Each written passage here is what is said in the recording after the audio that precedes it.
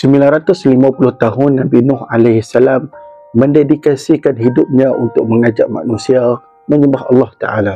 Dan selama itu jugalah umat Nabi Nuh alaihi salam enggan menerima dakwah ini.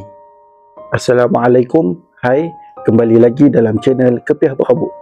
Kali ini saya akan kongsikan kisah umat Nabi Muhammad SAW yang menjadi saksi perjuangan Nabi Nuh alaihi salam di hadapan Allah di akhirat nanti.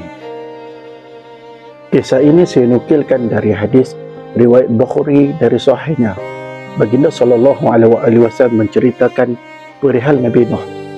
Allah Subhanahu Ta'ala akan memanggil Nabi Nuh lalu berfirman, "Sudahkah kamu menyampaikan wahyu aku kepada umatmu, wahai Nuh?" Maka jawab Nabi Nuh, "Ya, sudah aku sampaikan wahyumu kepada umatku." Lalu Allah datangkan pula umat Nabi Nuh lalu berfirman, "Sudahkah sampai wahyu Tuhan kepada kalian?" Umat Nabi Nuh ini menjawab, "Kami tidak menerima sebarang wahyu pun sewaktu di dunia dulu."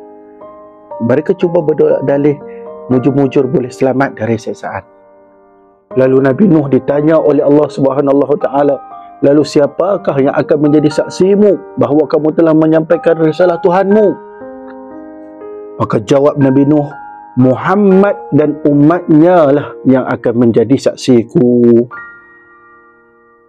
Maka didatangkanlah umat Nabi Muhammad SAW. Kemudian umat ini menjadi saksi perjuangan yang ditempuh oleh Nabi Nuh alaihi salam selama ini. Subhanallah, hingga begitu sekali umat Rasulullah ini dimuliakan. Meskipun kita umat terakhir, namun kitalah yang terawal sekali akan menuju syurga Allah. Alhamdulillah, summa alhamdulillah.